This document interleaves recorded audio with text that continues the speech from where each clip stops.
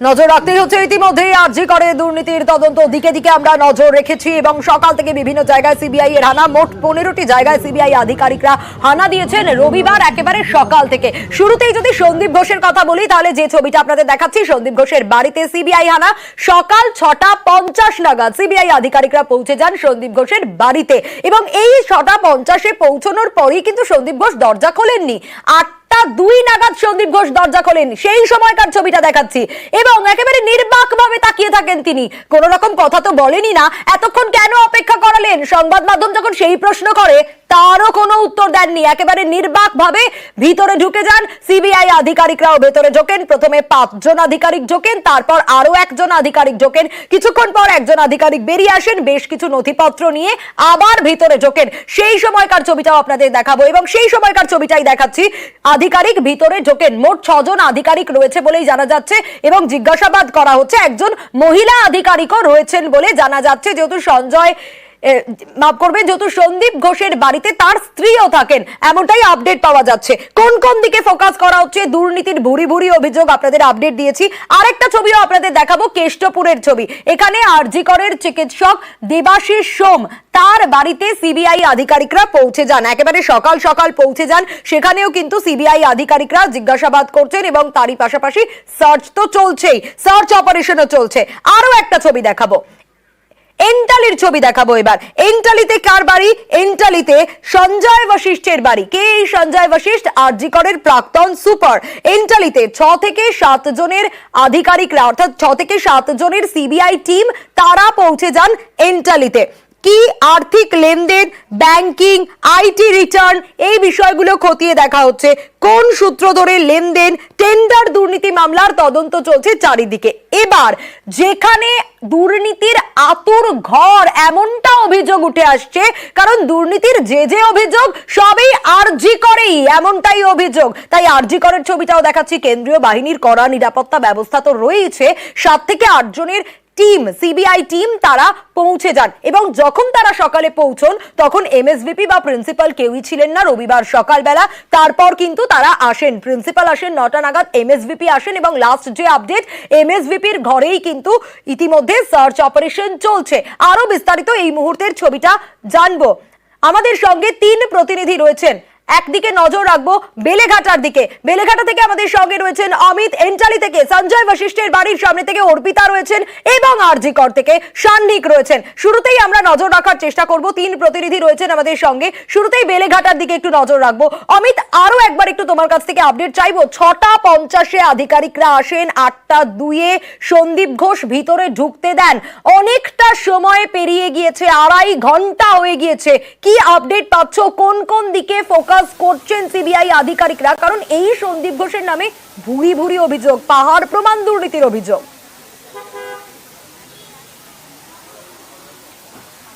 আর্থিক দুর্নীতির অভিযোগ, সেক্ষেত্রে আর্থিকভাবে লাভ হয়েছেন বা তার কাছে মুনাফা এসছে, এই অভিযোগ কিন্তু তাকে ঘিরে। এবং পুরো বিষয়টা হয়েছে আরজি করের প্রিন্সিপাল থাকাকালীন আরজি করে বিভিন্ন টেন্ডার বহির্ভূত কাজ করে দেওয়া, বিভিন্ন যে ফান্ডগুলো অ্যালার্ট হতো রাজ্য সরকারের, সেই সমস্ত ফান্ড থেকে টাকা তছরূপ করা, এই ধরনের ভুরি ভুরি অভিযোগ সন্দীপ ঘোষের বিরুদ্ধে।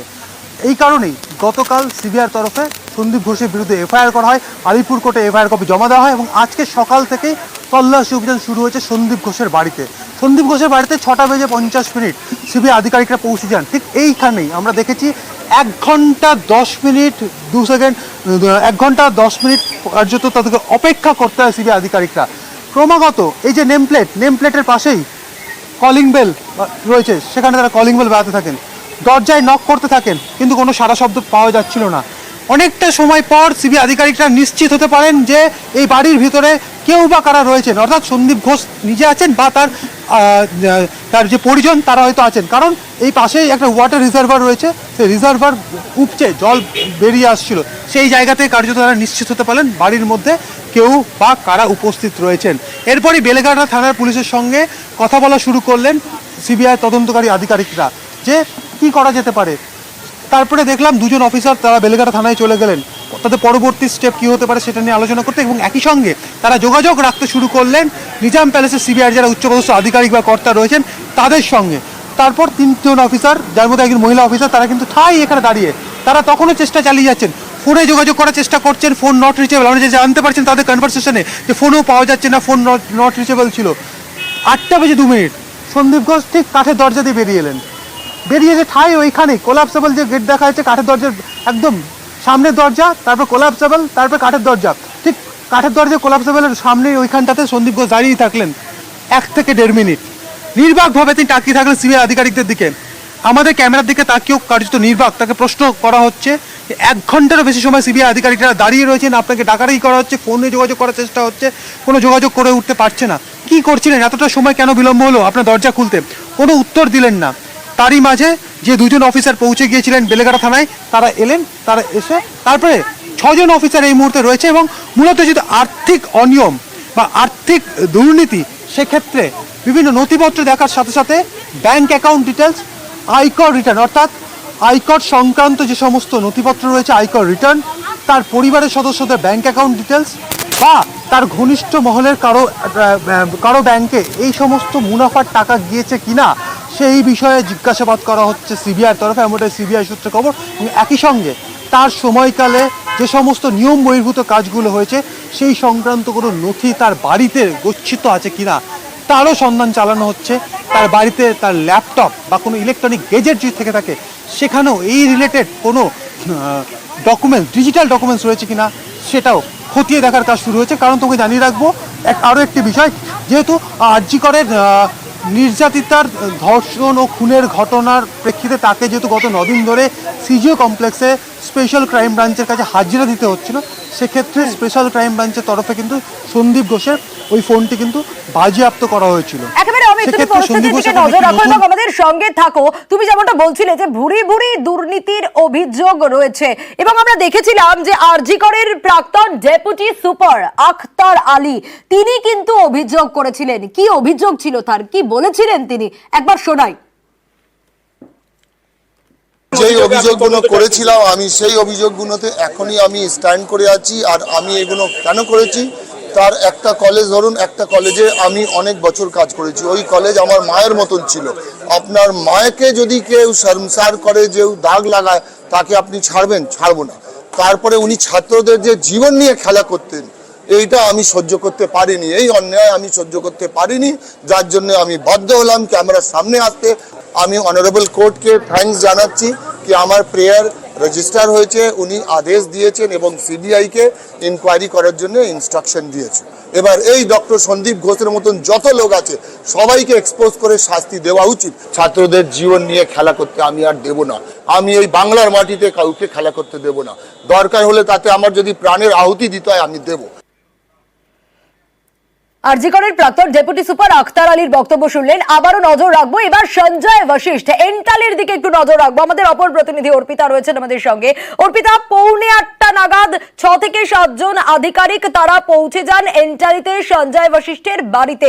অনেকটা সময় পেরিয়ে গিয়েছে। এই সঞ্জয় বশিষ্ঠ যে সন্দীপ ঘোষ ঘনিষ্ঠ তা বলার অপেক্ষা রাখে না। কি অভিযোগ, কেন, কি কারণ, কোন কোন দিকে ফোকাস করছে সিবিআই? দেখো, প্রায় 3 ঘন্টা সময় অতিক্রান্ত হতে চলেছে। আরজি করে টেন্ডার দুর্নীতি যে মামলা, সেই মামলা হাইকোর্টের নির্দেশে সিবিআই এর হাতে তদন্তভার যায় এবং গতকালকেই সমস্ত নথি সকালবেলায় কিন্তু তুলে দেওয়া হয়েছে এই হাইকোর্টের নির্দেশে একেবারে সিবিআই এর হাতে। শুধুমাত্র তাই নয়, গতকালকে এফআইআরও করা হয় এবং তারই পরিপ্রেক্ষিতে আজকে সকাল থেকে তোমাকে দেখাই যে এন্টালি যেখানে কিনা এই সঞ্জয় বশিষ্ঠের যে আবাসন, সেখানে আজকে সকাল থেকে চলছে তল্লাশি। সঙ্গে রয়েছে কেন্দ্রীয় বাহিনী। মূলত কিন্তু সেই জামানায়, অর্থাৎ যেখানে কিনা সন্দীপ ঘোষ যখন তিনি অধ্যক্ষ, যখন তিনি ছিলেন, সেই সময়তে কিভাবে এই আর্থিক তছরূপ হয়েছিল টেন্ডার দুর্নীতি নিয়ে, এবং তার সাথে এই অর্থাৎ এই সঞ্জয় বশিষ্ঠ তৎকালীন সময় তার কি ভূমিকা ছিল। শুধুমাত্র তাই নয়, ব্যাংকিং লেনদেন এবং আইটি রিটার্ন সহ একাধিক যে ডকুমেন্ট, যা কিনা যেখানে কিনা লেনদেনের সংক্রান্ত বিভিন্ন রকমের ডকুমেন্ট যেগুলো রয়েছে, সেগুলো খতিয়ে দেখছে সিবিআই আধিকারিকরা। এই মধ্যে তুমি দেখতে পাচ্ছ যে সেন্ট্রাল ফোর্সের বাহিনী পুরোপুরি কিন্তু সম্পূর্ণ আবাসন তারা ঘিরে রেখেছে, কারণ ভেতরে রয়েছে সিবিআই এর টিম, সেখানে 6 থেকে 7 জনের একটি টিম, তারা তল্লাশি অভিযান করছেন এবং সঞ্জয় বশিষ্ঠ তাকে কিন্তু জিজ্ঞাসাবাদ করা হচ্ছে। তার কারণ একটাই, যেহেতু তৎকালীন সময় টেন্ডার দুর্নীতি, আরজি করে টেন্ডার দুর্নীতি নিয়ে হাইকোর্টে মামলার পরে হাইকোর্ট নির্দেশ দেয় সিবিআই কে তদন্তভার দেয়। গতকালকে এই মামলাতে এফআইআর রুজু করে সিবিআই আধিকারিকরা। তারই পরিপ্রেক্ষিতে আজকে সকাল থেকে কিন্তু দেখছি আমরা বিভিন্ন জায়গায়, একদিকে যেমন সন্দীপ ঘোষের বাড়িতে তল্লাশি চলছে, তেমনি এদিকে কিন্তু সঞ্জয় বশিষ্ঠের যে বাড়ি সেখানেও চলছে তল্লাশি অভিযান, এক নাগারে চলছে তল্লাশি। তার কারণ এই টেন্ডার দুর্নীতি মামলায় এই সন্দীপ ঘোষের সঙ্গে অর্থাৎ এই সঞ্জয় বশিষ্ঠের কি রকম ভাবে লেনদেন কোনোভাবে হয়েছিল কিনা, বা কোনো আইটি কোনো রিটার্ন বা সেই অর্থে কোনো ব্যাংকিং কোনো ট্রানজাকশন ছিল কিনা, এই সমস্ত দিক খতিয়ে দেখছে সিবিআই আধিকারিকরা। সেই কারণেই কিন্তু এই মুহূর্তে তুমি দেখতে পাচ্ছ যে সেকেন্ড ফ্লোর যেখানে কিনা রয়েছে সঞ্জয় বশিষ্ঠের যে বাড়ি, সেখানে কিন্তু সঞ্জয় বশিষ্ঠের এই আবাসনে সেখানে সিবিআই আধিকারিকরা এক নাগারে তারা তল্লাশি অভিযান করছেন এবং যে সমস্ত ডকুমেন্ট, আর্থিক এই তছরূপের যে সমস্ত ডকুমেন্ট, সেই ডকুমেন্ট দেখিয়ে তৎকালীন সময়ে তাদের কি ভূমিকা ছিল সেই বিষয় খতিয়ে দেখছে সিবিআই আধিকারিকরা।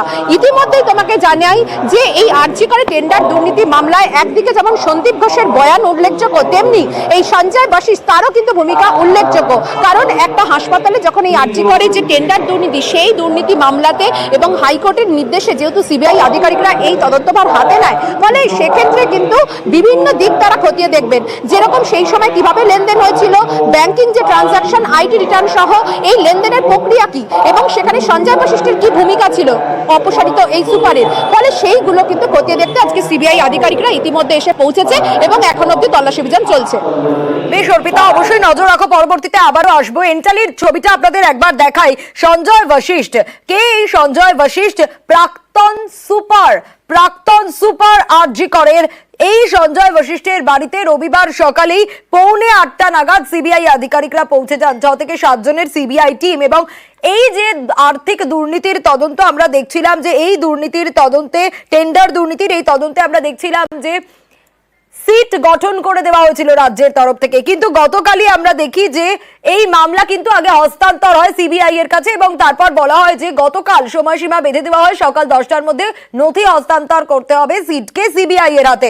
তারপরে সিবিআই যখন নথিপত্র পেয়ে যায় তখন গতকালই এফআইআর রুজু করে।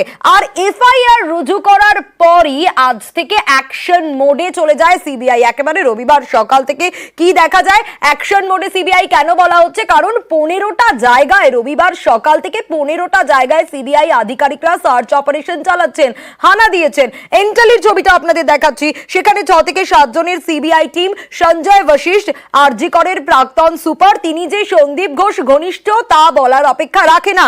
এবং সিবিআই আধিকারিকরা দেখতে চাইছেন যে আর্থিক লেনদেন কিভাবে, ব্যাংকের যে ট্রানজাকশন, সেই ট্রানজাকশন, আইটি রিটার্ন, এই দিকগুলোতে কোন সূত্র ধরে লেনদেন, সেই দিকগুলোতেও নজর রাখা হচ্ছে। একদিকে তো প্রাক্তন প্রিন্সিপাল সন্দীপ ঘোষের বাড়ির দিকে আমরা নজর রাখলাম, তার পাশাপাশি প্রাক্তন সুপার সঞ্জয় বশিষ্ঠ তার বাড়িতেও আমরা নজর রাখলাম। এবার আমরা নজর রাখবো আরজি করের দিকে, কারণ এই আরজি কর, এত যে দুর্নীতির অভিযোগ, আতুর ঘর বলা হচ্ছে এই আরজি করকে, কারণ এই আরজি করেই সব দুর্নীতি হয়েছে এমনটা অভিযোগ উঠে আসছে। সান্নিক আরো বিস্তারিত জানাতে পারবে। সান্নিক, সকাল থেকে আমরা দেখলাম তুমি যেমনটা জানাচ্ছিলে যে যখন আধিকারিকরা পৌঁছে যান, কেন্দ্রীয় বাহিনীর কড়া নিরাপত্তা তো রয়েছে, যখন আধিকারিকরা পৌঁছন তখন এমএসভিপি প্রিন্সিপাল কেউ ছিলেন না, তারপর তারা আসেন এবং লাস্ট যে আপডেট, এমএসভিপির ঘরে সার্চ অপারেশন চলছিল, সেই জায়গা থেকে এখন এই মুহূর্তের ছবিটা এবং কোন কোন দিকে সিবিআই আধিকারিকরা ফোকাস করছেন একটু জানতে চাইবো।